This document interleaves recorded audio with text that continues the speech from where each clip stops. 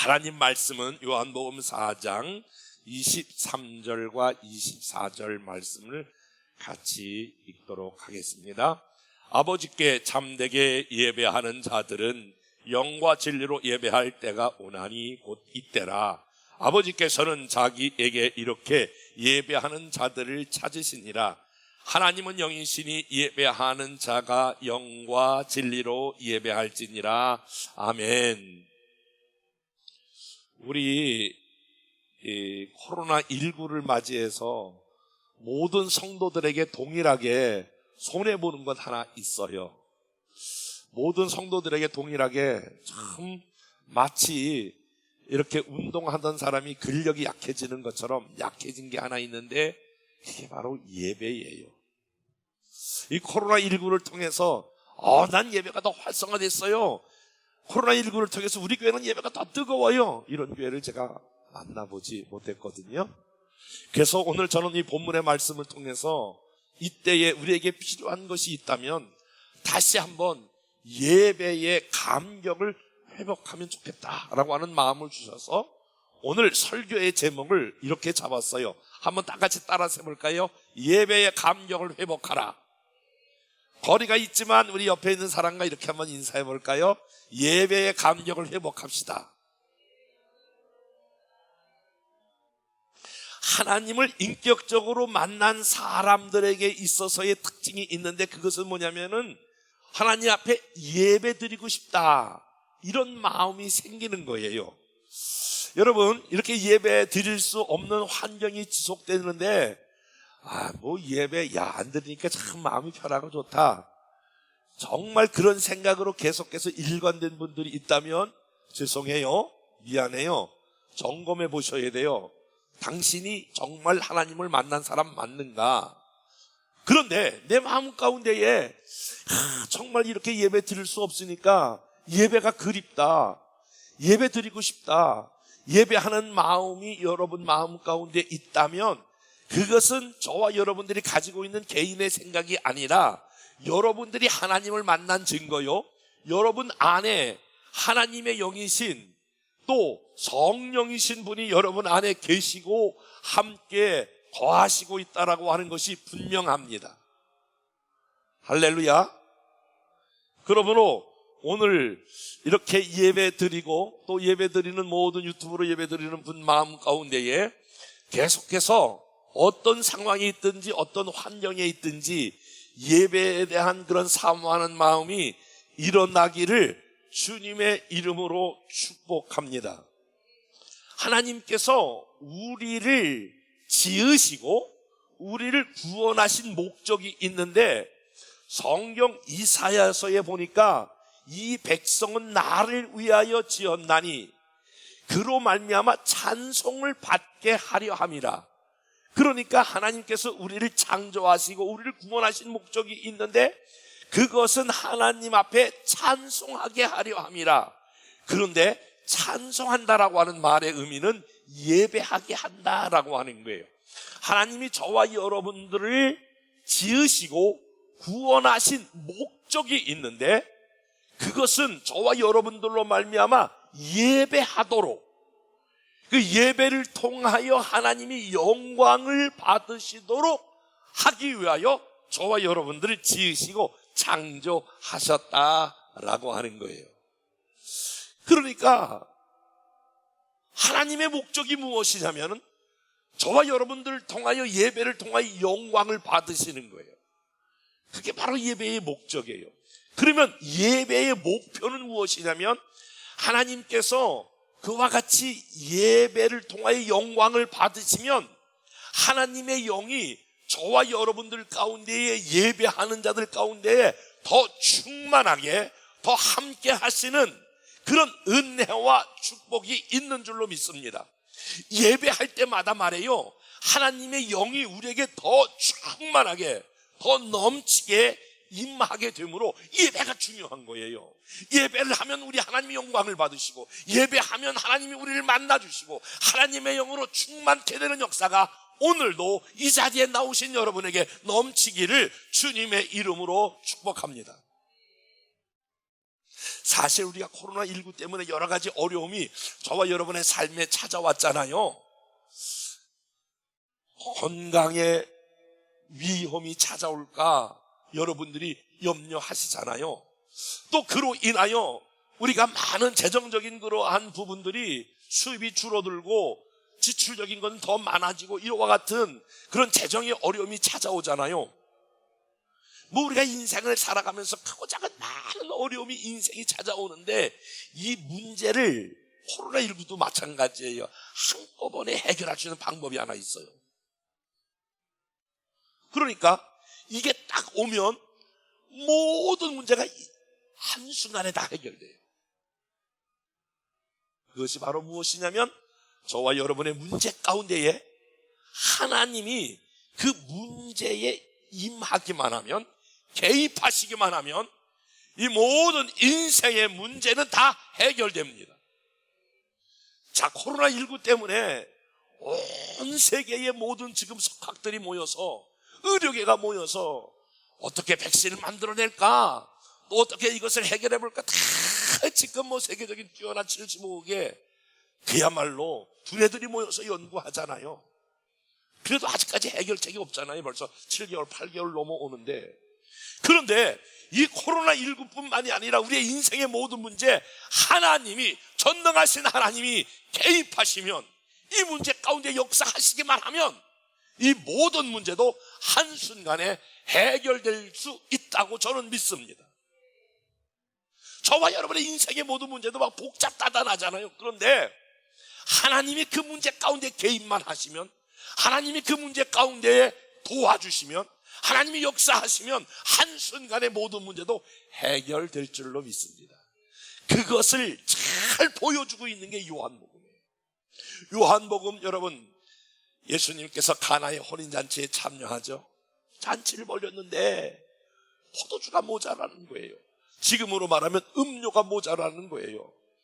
근데 주님이 그 가나의 혼인잔치에 개입하시니까 물이 변하여 포도주가 되는 엄청난 기적의 역사가 있잖아요. 하나님이 개입하시면, 주님이 개입하시면 그와 같은 역사가 일어나는 거예요. 니고데모라고 하는 사람이 성경에 나오는데 성공한 사람이에요.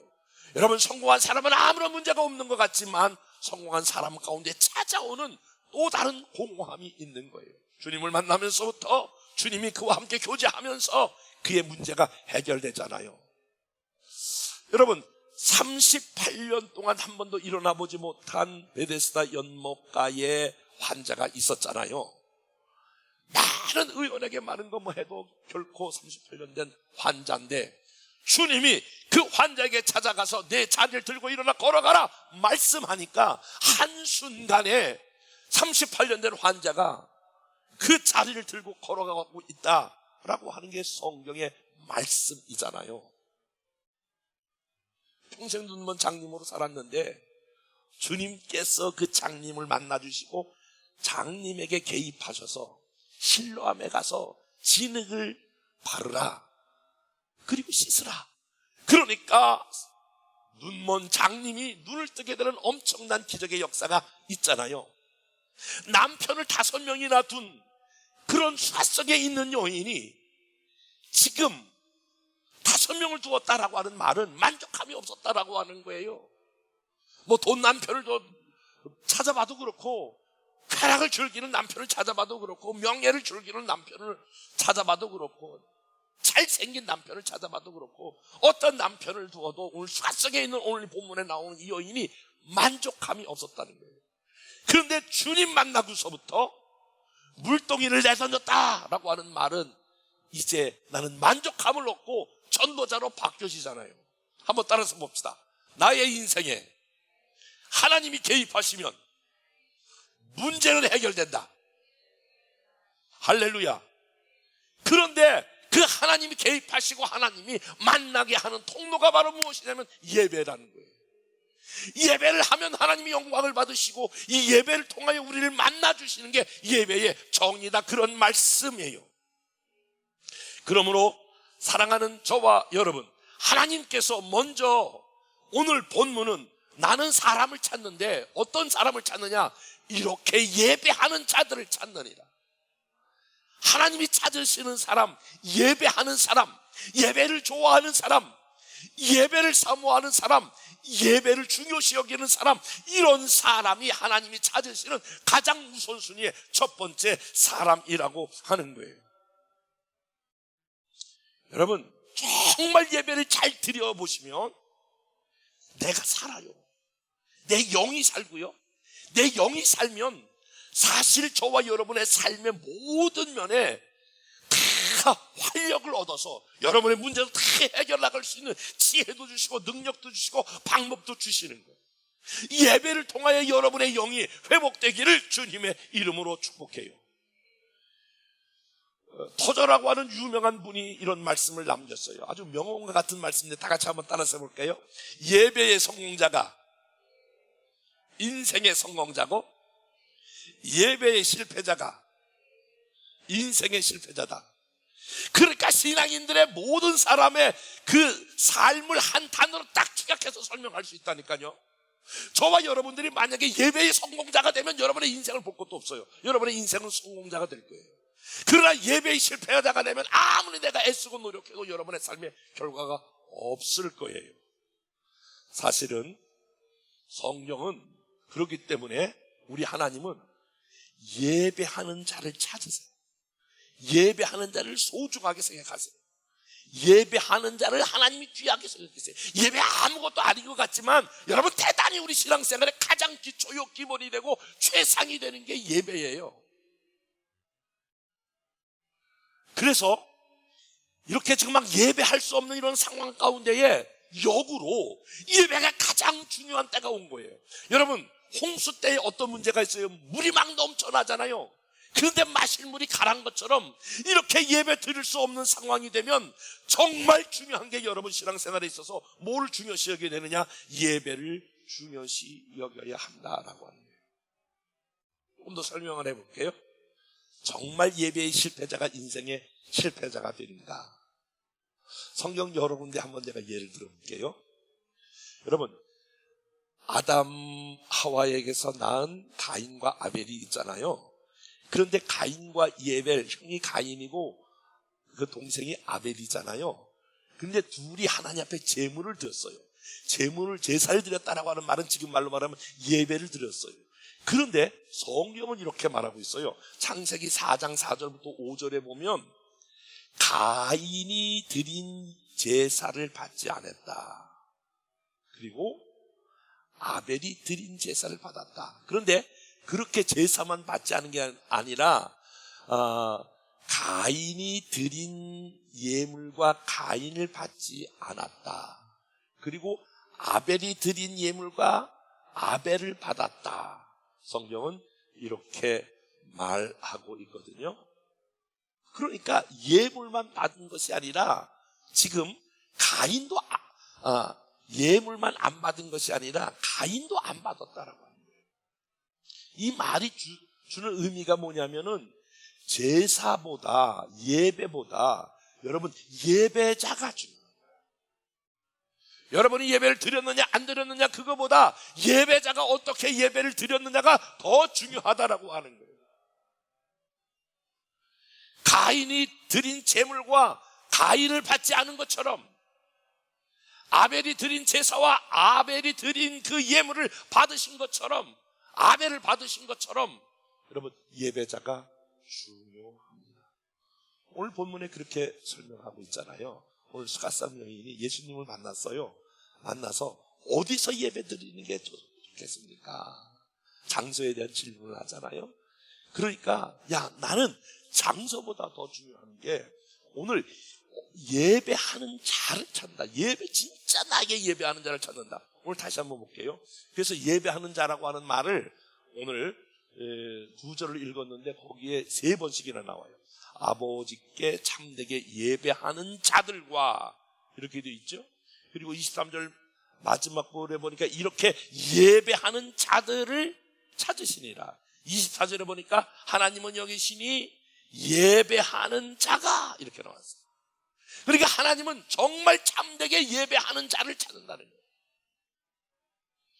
가인은 바로 예배자로서 예배에 실패했다라고 하는 말이에요. 구약에 엘리 제사장의 가정이 있었는데, 엘리 제사장의 그 가정에, 엘리가 제사장이니까 그 아들들은 자연히 구약에는 그 아들들이 제사장의 뒤를 잇는 거예요. 홈리와 비느하스가 있었는데, 엘리 제사장에게 사람들이 제물을 가지고 오면 하나님께 드려야 될 제물을 홈리와 비느하스가 취한 거예요. 예배를 잘못 드린 거예요. 예배를 엉터리로 드리는 거예요. 그래서 홈리와 비느하스가 전쟁이 났는데 전쟁에 나가서 둘이 다 전사합니다. 그 이야기를 들은 엘리 제사장이 놀래가지고 충격을 받아가지고 의자에서 떨어져서 목이 부러져 죽습니다. 그리고 그 이야기를 들었던 며느리가 난산을 하면서 이가봇 하나님의 영광이 떠났습니다. 그러면서 완전히 그 가문이 예배 한번 잘못 드렸다가 패가 망신하는 그러한 말씀이 구약에 기록되어 있습니다. 여러분, 지금 제가 무슨 말씀을 드리는 건가요? 예배에 실패하면 인생에 실패한다, 이런 얘기를 계속 드는 거예요. 이스라엘의 초대 왕 사울 왕이 있었는데 사울 왕은 다 뛰어났어요. 그런데 예배에 실패자가 됐단 말이에요. 하나님이 제사할 때에, 특별히 전쟁에 나가기 전에 제사하는데, 예배하는데, 예배할 때 어떻게 예배하기로 하냐면은 사무엘이라고 하는 제사장을 불러놓고 사무엘이 하나님 앞에 제사장으로서 예배를 집례하라고 하는 것이 하나님의 말씀이었어요. 그런데 전쟁이 일어났는데 사무엘이 안 오는 거예요. 시간은 다 됐는데. 적들은 지금 아말렉군은 쳐들어오고, 그러니까 너무 급하니까 자기가 예배를 집도하고 나가는 거예요. 잘못 예배를 드린 거예요.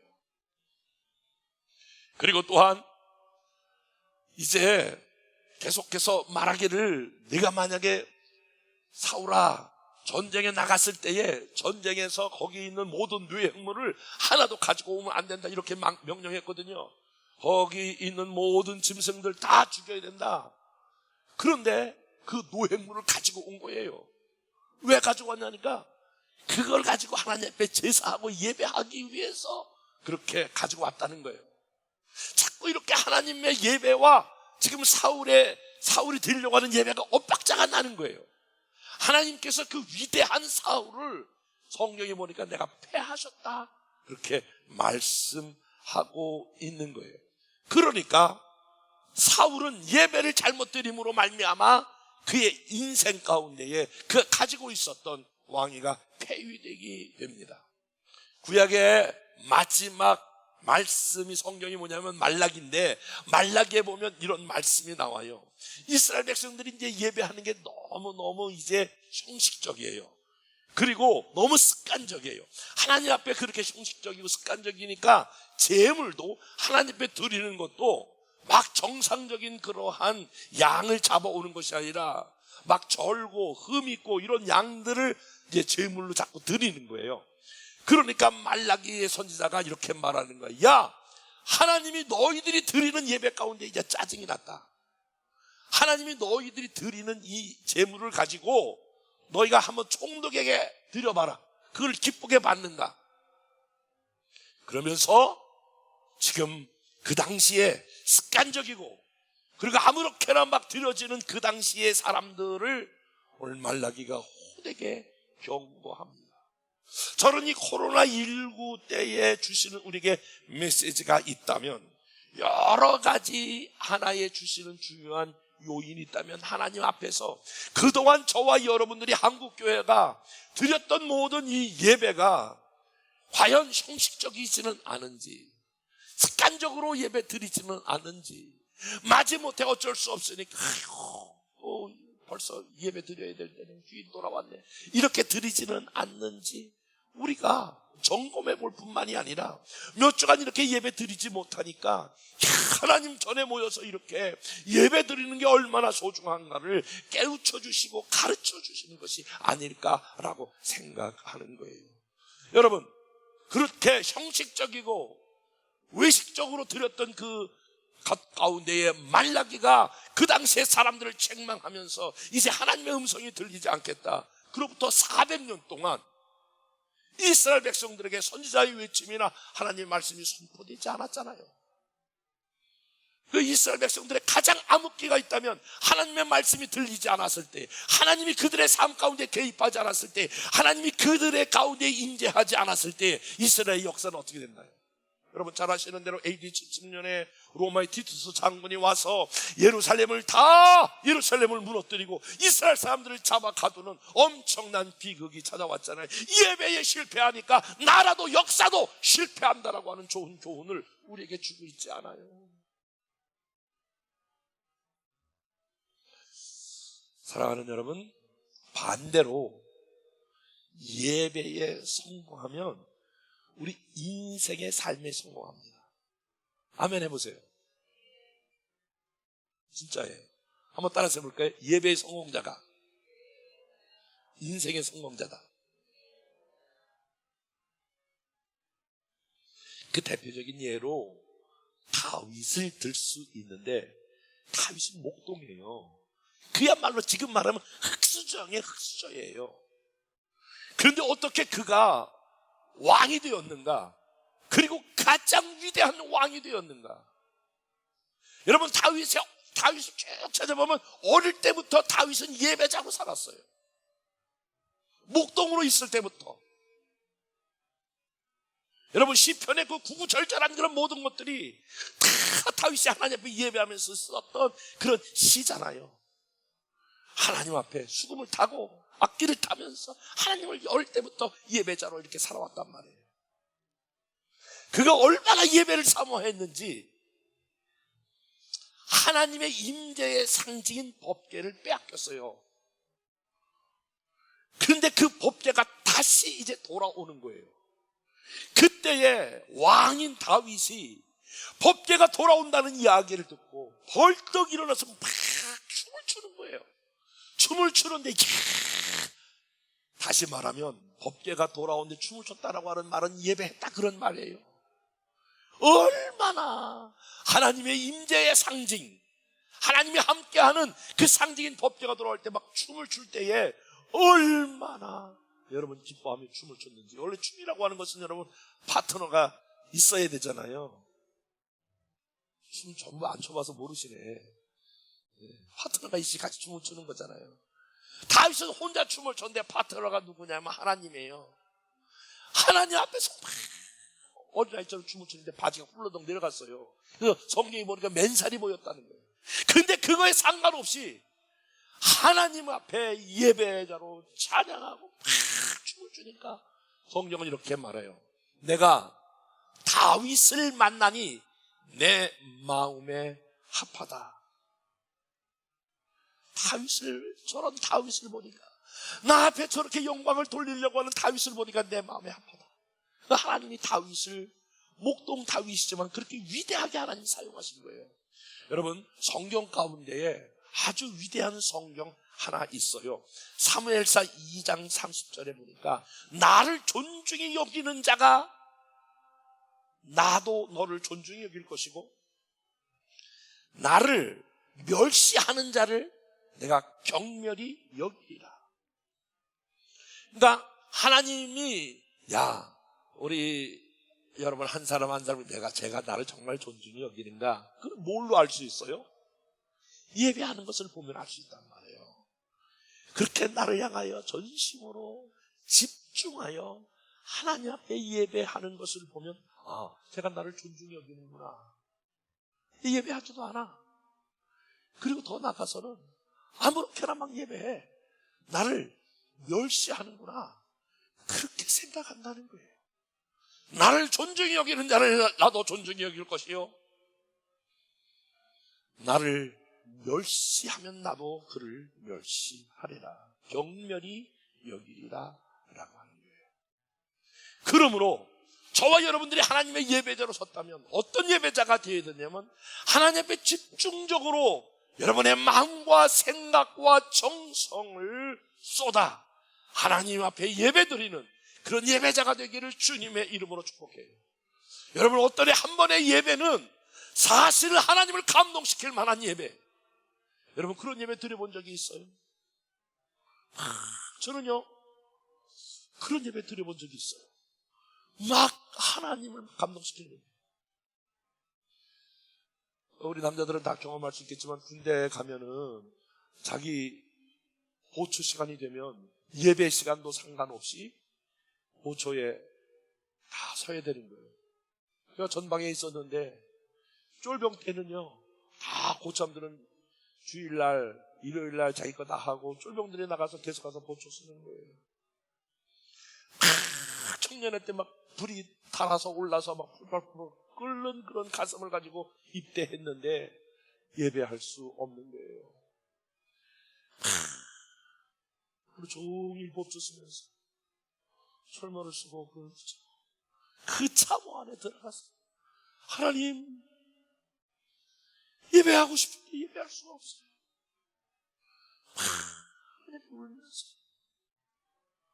하나님 앞에 정말 예배할 때 그 마음에 얼마나 혼자 예배를 드리는데, 여러분 혹시 혼자 예배 드리면서 은혜 막 눈물 펑펑 흘리면서 예배 드려본 적 있으시죠?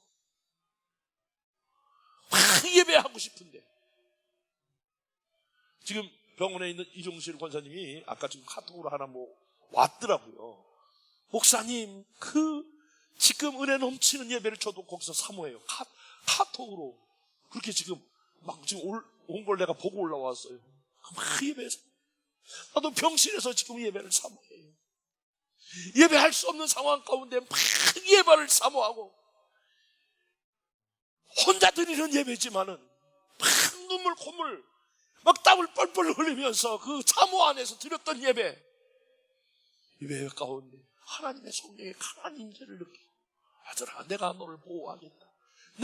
너가 이 안에서 내가 너와 함께 하겠다.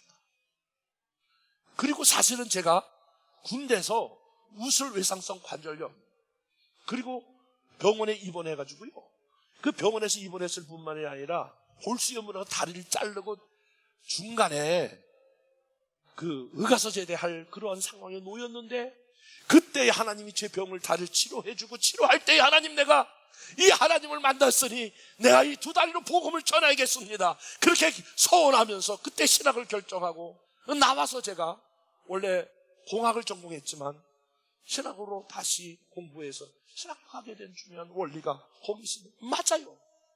여러분 한 번의 집중적인 예배가 여러분의 문제와 여러분의 생애를 바꿀 수 있는 엄청난 예배가 될 수 있다는 걸 여러분 믿으셔야 돼요. 그래서 왜 1시간 드리는 거 때우다가 가려고 그러지 마시고, 미안해요 오늘 여러분 나오셨는데 비대면에서 때우려고 예배 드리지 말고 혼자라도 땀을 뻘뻘 흘리면서 여러분의 마음과 생각과 정성을 쏟는, 그래서 거기에 하나님의 임재가 있는, 하나님의 역사가 있는 이런 집중적인 예배, 이와 같이 다윗과 같은 그런 예배, 이런 예배가 되기를 주님의 이름으로 축복해요.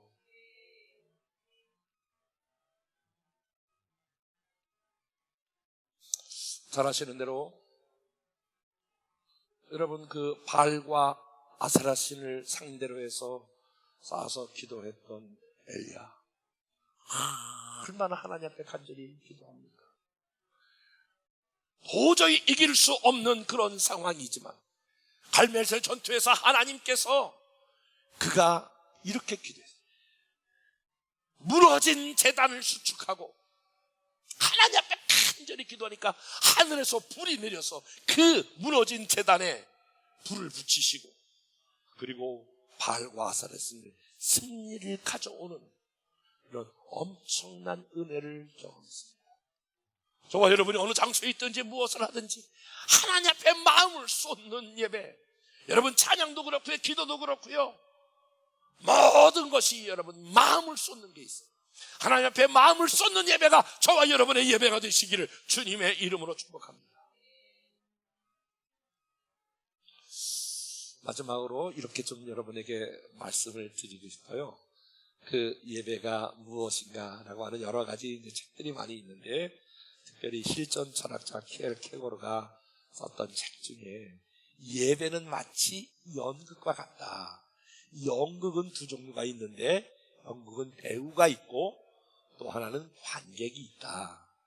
그런데 우리가 드려지는 모든 예배의 관객자는 한 분이다. 그분은 하나님이시다. 여러분이 예배를 드릴 때에 이렇게 관객자 입장에서, 관망하는 입장에서 예배를 드리시면 안 돼요. 왜냐하면 우리의 예배를 보시는 분은 오직 하나님 한 분이세요. 아멘.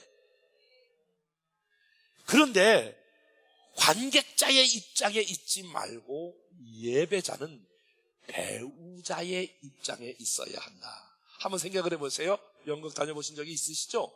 연극하면 배우는요, 미리 와서 준비하잖아요.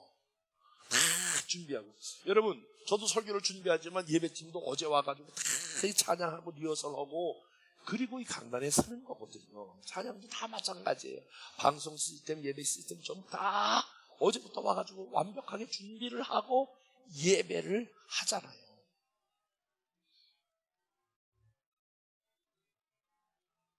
그리고 언제든지 스탠바이 하고 딱 있다가 제가 끝나면 예배팀이 딱 또 올라오고 이렇게 하는 것처럼 배우는 다음 자기가 들어가야 될 장소에 긴장하고 준비하고 있잖아요. 관객자는 어떻게 해요? 여러분 여기서 조금 5분 늦어도 10분 늦어도 왜 거기 집사님 장모님 왜 5분 늦었어요? 이렇게 말하지 않잖아요. 관객자는 조금 늦을 수 있어요. 그런데 배우가 늦으면 안 되잖아요. 관객자는 이렇게 핸드폰 볼 수 있어요. 그러나 나와가지고 지금 배우가 핸드폰 볼 수 없잖아요. 그래서 예배자는 관객자가 아니고 배우라. 너무 저는 그 감동을 받았어요.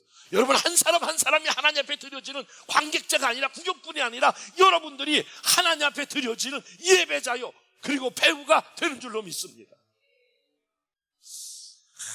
이런 설교를 하다 보니까 옛날 생각이 나네요. 옛날 어릴 때 우리가 신앙생활 할 때는요, 예배를 얼마만큼 정성껏 드리려고 했는지 어릴 때에 그 흔옷일지라도 막 주일날 제지를 다 빨아가지고요, 어른들은 다 풋내기고요, 그 헌금도 그거 10원짜리 그거 막 대레미로 다 대고 고무신도 막 빡빡빡빡 까만 고무신 막 그렇게 닦아서 다 이렇게 맷돌려 거기다 딱 놓고 주일날 되면은 새 옷을 입고 그리고 목욕 재개하고 그리고 고무신 신고 가서 하나님 앞에 드렸던 거, 그런 것들이 중요한 것이 아니라 그 마음 안에 예배를 정성껏 드리려고 하는 그 예배의 정신이 옛날 어른들은 있었기에 이 땅에 부흥을 가져오고 이 땅의 경제적인 이 땅에 그러한 그 예배자들이 살아있었기 때문에 한국교회를 이만큼 부흥시켰는데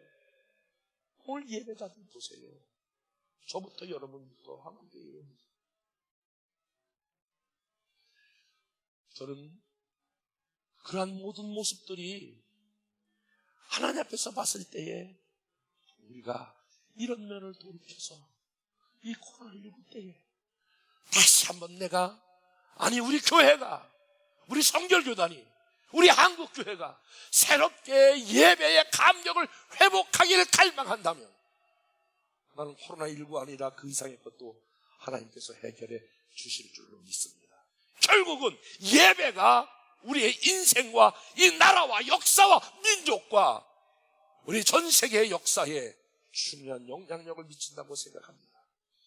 내가 살면 우리 가정이 사는 것이고, 우리가 살면 교회가 사는 것이고, 교회가 살면 민족이 사는 것이고, 민족이 살면 여러분 제 세계에 가장 복음을 강력하게 전하는 나라 이 대한민국을 통하여 온 세계가 살아날 줄로 믿습니다.